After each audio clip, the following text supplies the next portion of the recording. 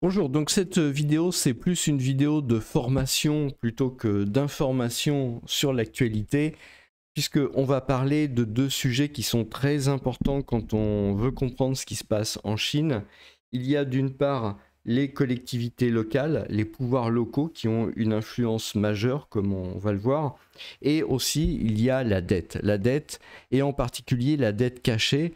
Ce qui, en France, est appelé la dette hors bilan, on aura l'occasion d'en parler, c'est une dette qui est vraiment très importante, pour laquelle la Chine a dû prendre des mesures en 2024.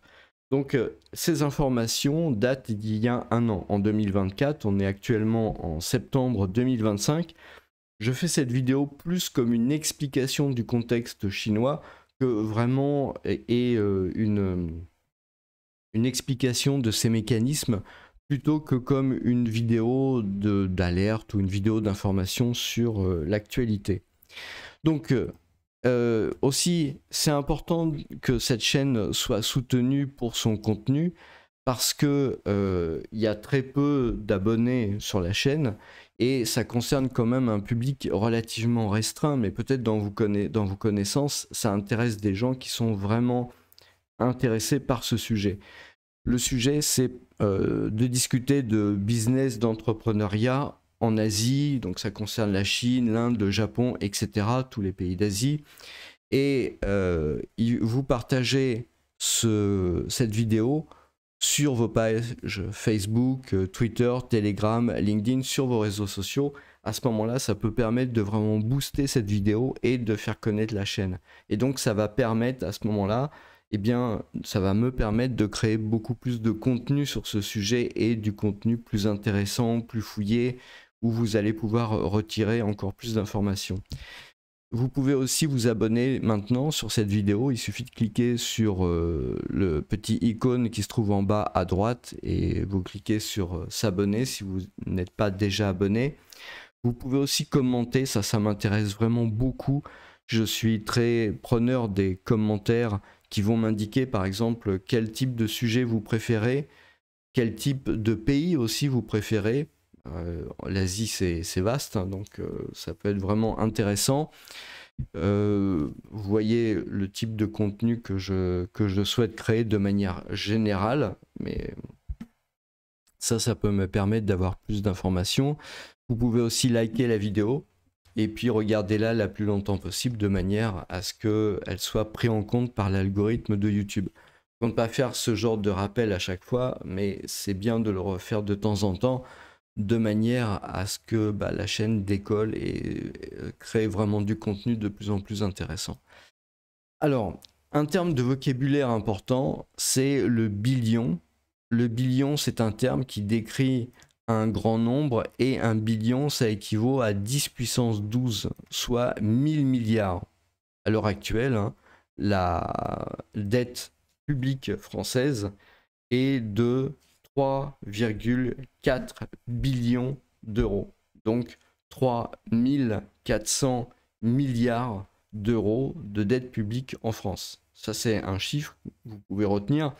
Sachez aussi qu'en France, il y a une dette qu'on appelle dette hors bilan, et tout compris en fait, qui est de l'ordre de à peu près 10 billions d'euros. 10 000 milliards d'euros de dette totale publique française en comptant la dette hors bilan. Donc vous voyez, ensuite ça fait quelque chose comme 6,6 billions d'euros de dette hors bilan. On va parler de la dette hors bilan, c'est pour ça que je veux vous donner un peu ce vocabulaire. En France, majoritairement, la dette hors bilan, ça recouvre principalement les retraites de la fonction publique. Vous pouvez trouver ce genre de chiffres hein, sur l'INSEE. D'autre part, à l'heure actuelle, alors on est en 2025, hein, septembre 2025, vous avez un yuan ou renminbi, c'est la monnaie chinoise, qui vaut en fait, donc pour 1 euro, vous pouvez avoir 8,35 yuan. Donc pour faciliter les choses, on va tout simplement diviser à peu près par 10 hein, pour faire le passage d'une monnaie à l'autre. C'est pas très grave, ce qui est important, c'est de prendre en compte surtout les ordres de grandeur pour comprendre vraiment ce qui se passe. Donc, comme annoncé par les Échos, hein, vous avez en 2024 eu des mesures qui ont été prises au sujet de la dette publique. Donc, depuis des dizaines d'années, la Chine construit des routes, des gares, des aéroports, tout un tas d'équipements pour leur infrastructure. Et ils ont une dette cachée, hein, la dette hors bilan, qui se situe à peu près à 14 000 milliards de yuan, donc 1,8 milliard d'euros. Pardon.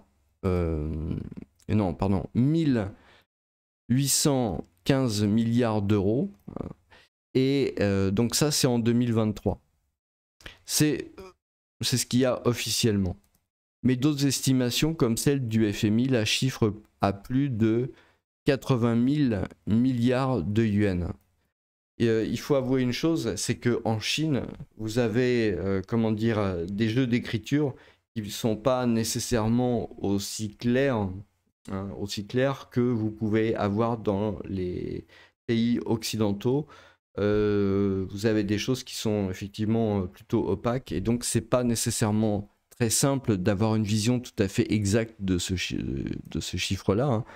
On voit que on a vraiment une différence qui est très importante entre les estimations du FMI et ce qui a été déclaré par le ministère chinois des Finances. Donc c'est intéressant de voir cette différence et de comprendre la problématique des chiffres dans la Chine populaire. C'est un problème récurrent qui existe depuis longtemps. Alors, on va parler donc de la dette publique de la Chine en pourcentage de PIB. Donc déjà, on peut voir que de 2015 à 2025, à 2024, donc à peu près en 10 ans, on est passé de 40% du PIB à 88% du PIB à peu près. Je vous rappelle qu'actuellement, la France est aux alentours de 115% du PIB. Donc ça vous donne un ordre de comparaison. Et la France était partie avec une dette supérieure. Donc on voit un peu ce qui s'est passé. Cela dit, il faut bien voir aussi que depuis ces dernières années, le PIB est beaucoup moins soutenu que ce qu'il n'a été à une époque. C'est-à-dire que maintenant, on est à des PIB qui sont facilement en dessous de 5% depuis quelques années, alors qu'avant, on avait des croissances qui étaient supérieures à 5%. Donc c'est un sujet qui est très important. Donc le gouvernement chinois a augmenté le plafond de la dette des gouvernements locaux. Donc ça, c'est ce qui va nous intéresser. À 35,52 billions de yuan, a annoncé un programme de 10 billions de yuan, donc permettant aux gouvernements locaux d'échanger leurs dettes hors bilan avec Pékin et d'obtenir un financement moins cher pour les dépenses publiques. L'idée, c'est quoi? L'idée, c'est que les gouvernements locaux, comme on l'a vu annoncé dans le quotidien français, en fait, ont dépensé beaucoup d'argent et se retrouvent avec des dettes importantes. Et ces dettes, elles ont été reprises par le gouvernement central de manière à les traiter de manière vraiment particulière. Pourquoi on a ça? Parce que je voulais parler précisément des gouvernements locaux. En Chine, vous avez vraiment quelque chose qui est très méconnu en Occident, et en particulier en France, et je dois avouer que nous, en tant que Français, on a une difficulté particulière avec ça, c'est que les gouvernements locaux, en fait, ont beaucoup d'autonomie par rapport au gouvernement central. Quand vous imaginez le fonctionnement politique en Chine, vous pouvez assez facilement comparer ça à ce que vous trouvez avec un État fédéral aux États-Unis, ou comme on a dans l'Union européenne, c'est-à-dire un gouvernement central un peu éloigné de la base, et des gouvernements locaux qui correspondent à des gouvernements d'États américains ou de pays européens. Vous avez d'ailleurs quelque part le même type de nombre de population. C'est un peu, voilà, ça se compte en millions, en dizaines de millions de personnes, voire en centaines de millions de personnes. Vous avez des gouvernements locaux qui sont de véritables gouvernements de pays quasiment autonomes. Donc ça, c'est vraiment très important de le comprendre. On a une vision de la Chine qui est très monolithique, mais c'est une vision qui est fausse. C'est une vision qui est tout à fait fausse. C'est l'image que veut se donner la Chine, d'une Chine monolithique, parce que du point de vue de politique intérieure, je ne vais pas m'avancer dans cette vidéo trop sur ce sujet, mais d'un point de vue de politique intérieure, c'est important pour eux de se présenter à eux-mêmes comme un pays, disons, monolithique, un pays uni, voilà, de manière à éviter du séparatisme ou ce genre de choses-là. Mais les gouvernements locaux ont énormément de pouvoir. Quand est-ce que le gouvernement central va intervenir dans des provinces gérées par les gouvernements locaux? Eh bien, c'est quand quelque chose se passe mal. C'est-à-dire que vous avez des mouvements sociaux importants, vous avez des crises économiques qui peuvent être graves, vous avez la crise sanitaire, vous avez aussi les catastrophes naturelles, tremblements de terre, inondations, qui peuvent être extrêmement graves. À ce moment-là, vous avez une intervention du gouvernement central. Mais ou alors vous avez des problèmes de corruption qui font vraiment trop désordre. À ce moment-là, vous avez le gouvernement central qui intervient. Mais ce n'est pas la règle, en fait. C'est vraiment quelque chose qui est destiné à être exceptionnel. Ceux qui régissent le business, on va dire, parce que je m'adresse à des entrepreneurs et à des businessmen, donc ceux qui régissent vraiment tout l'aspect réglementaire, tout l'aspect législatif, toute la mise en application de la politique, etc., ce sont les gouvernements locaux. C'est important de bien comprendre que le gouvernement local, c'est l'interlocuteur majeur au même titre que le gouvernement de la France, par exemple, ou de l'Allemagne, vis-à-vis de ce qui se passe sur son territoire. Ça, c'est vraiment très important. Et c'est pour ça que cette vidéo, elle permet de bien voir ça. C'est-à-dire que vous avez, donc vous voyez, 35 billions de yuan, vous avez quand même des montants qui sont extrêmement importants, puisqu'on parle de quelque part 35 000 milliards de yuan. Donc vous pouvez imaginer que ça fait aux alentours de 3 000 milliards d'euros. Vous voyez un peu les ordres de grandeur, c'est des ordres de grandeur très importants. Les gouvernements locaux, en fait, ont des budgets qui sont des budgets d'État. Donc ils n'ont pas évidemment les prérogatives du style militaire, qui c'est le gouvernement central, mais pour beaucoup d'autres choses, en fait, c'est vraiment le gouvernement, les locaux qui décident.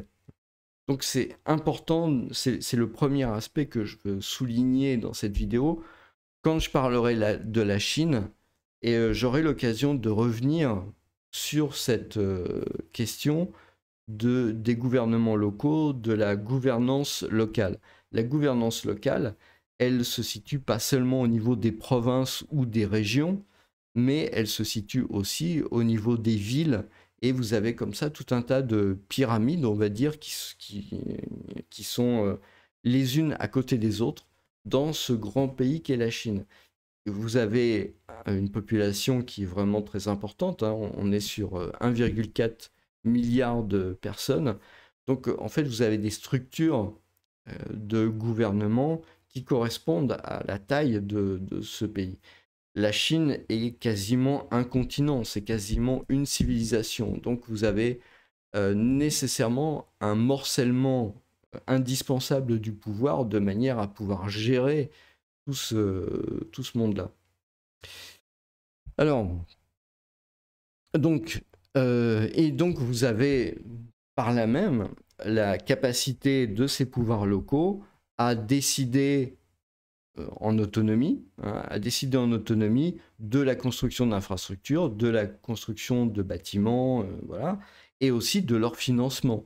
Donc ça veut dire l'émission de dette, ça veut dire ce genre de prérogatives qui sont, encore une fois, des prérogatives importantes comme celles qu'on peut trouver dans les grands ensembles occidentaux, comme les États-Unis, comme l'Europe. C'est vraiment, si vous voulez, ces ordres de grandeur qui sont importants.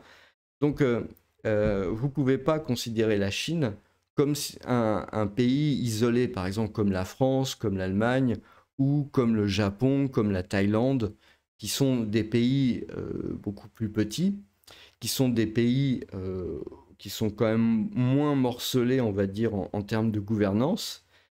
Vous devez vraiment voir la Chine comme un grand ensemble plus morcelé. Ça pourrait correspondre quand même peut-être, je sais pas, comme à la Belgique ou à l'Allemagne, en termes d'organisation. Je ne parle pas en termes de taille, mais en termes d'organisation, vous avez, ou même l'Espagne, hein, en Europe, vous avez quand même des autonomies importantes de régions et un gouvernement central qui chapeaute ça. Donc c'est quelque chose que les Français sont très peu habitués à rencontrer. Donc il y a une incompréhension de base sur ce sujet et pourtant c'est vraiment important. Donc voilà, c'est pour ça que j'en parle. Donc vous avez voilà, cet aspect-là.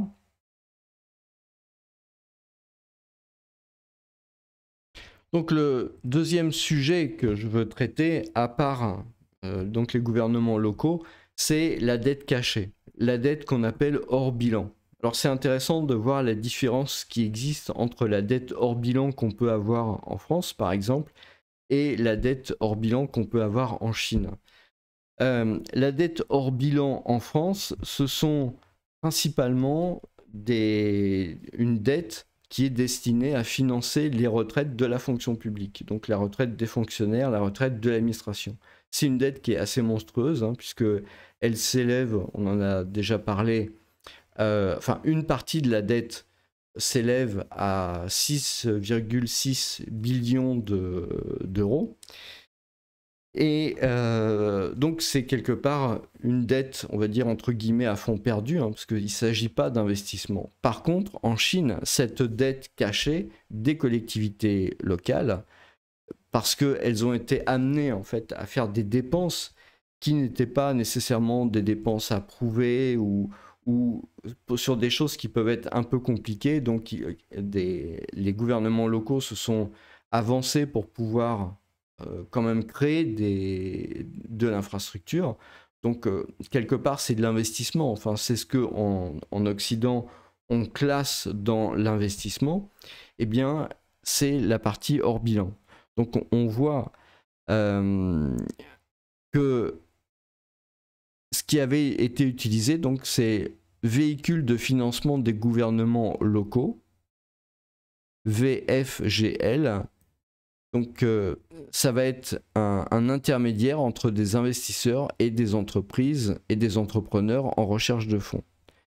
Donc, ça a été utilisé pour contracter des prêts et émettre des obligations afin de financer des projets d'infrastructure. Alors, ce sont des projets d'infrastructure qui peuvent être des projets d'infrastructure entre guillemets productifs, je sais pas, des routes, des ponts, des usines pour produire de l'électricité, enfin voilà, ce genre de choses-là. Mais vous avez aussi des dépenses qui sont des dépenses de prestige. Je sais pas, la construction de la statue du grand timonier ou ce genre de choses-là, voilà, des constructions un peu de prestige. Et d'ailleurs, le gouvernement central avait fait des rappels sur ce sujet. Voilà, il y avait des gouvernements qui avaient construit des places avec du granit ou des choses comme ça, et finalement, ça a été critiqué. Mais globalement, voilà, vous avez donc cet aspect-là. Et évidemment, les gouvernements locaux ont des dettes qui sont ce type de dettes-là, qui ne sont pas des dettes, entre guillemets, vraiment publiques.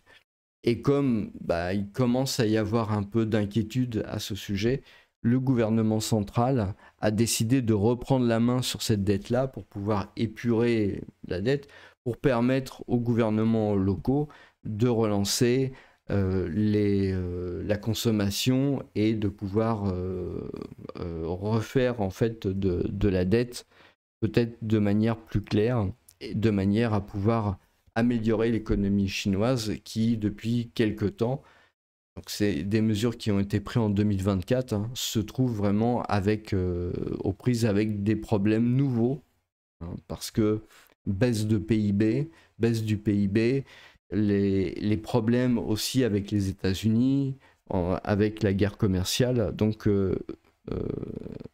vous avez en fait ce genre de problème. Ça, c'est un article qui vient du site www.pme.ch, donc c'est un site suite. Vous pouvez retrouver cet article, hein, la dette cachée, frein à l'économie dans le collimateur de Pékin. Donc c'est aussi un article qui date d'il y a un an, hein, ça date de novembre 2024. Mais moi, ça me paraît vraiment intéressant d'avoir une vision sur ces deux aspects. L'aspect, parce que ça touche la consommation, hein. Donc si vous voulez faire du business avec la Chine, vous devez nécessairement tenir compte de ces deux réalités. Les réalités locales avec les gouvernements locaux. Alors ça peut être à plusieurs niveaux, hein. Ça va être au niveau de la région, mais ça peut être aussi au niveau de la ville. Et puis vous avez la partie de la consommation, de l'endettement, avec des problématiques qui peuvent être communes de ce qu'on retrouve en Occident. Donc à ce moment-là, ça permet de mieux comprendre quels sont les types de business possibles, les types de business qui vont être intéressants. Voilà, bah écoutez, je vous remercie et je vous souhaite une bonne journée.